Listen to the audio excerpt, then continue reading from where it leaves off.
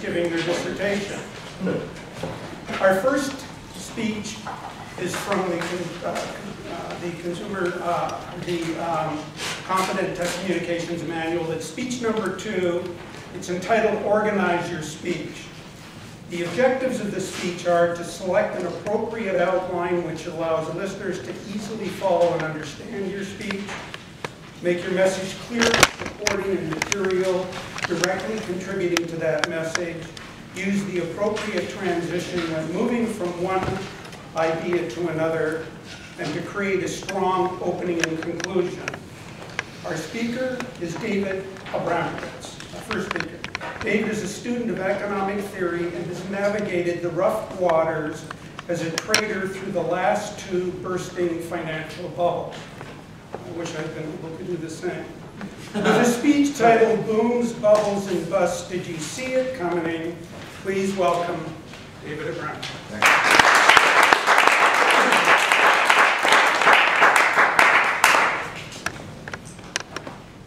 Pop! That's the sound of a bubble bursting. Now, when you chew bubble gum and you blow up a bubble, you can watch it grow and grow and grow, and ultimately see when the pop is going to come. When a financial bubble bursts, not only are the consequences far more dire than having chewing gum on your face, they are much more difficult to anticipate. The question becomes, can we predict when rising prices in a healthy, growing market have reached the point of a bubble that could burst, causing financial calamity? The short answer is it's very difficult. Nobody can tell you for sure when we've reached a bubble or when it's going to pop.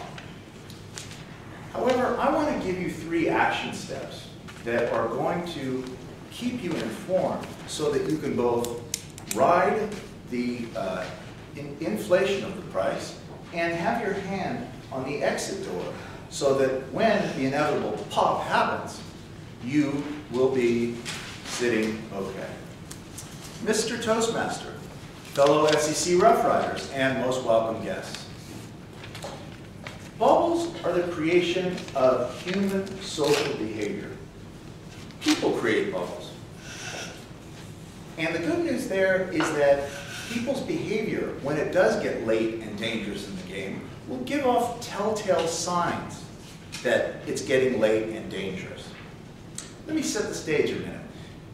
We're talking about a fact pattern where you're interested or long of an asset that has gone up substantially over some period of time.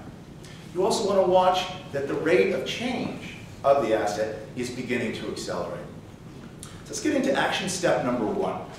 Action step number 1 is to raise your awareness. Be very aware of who the marginal buyer of that asset has become.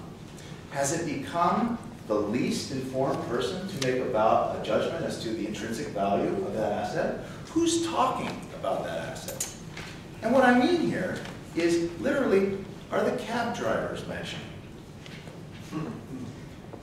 Is it the doormen who are telling you that they're interested in the asset? Is it your Uncle Ernie, the electrician, who at the holiday party tells you you got to be in?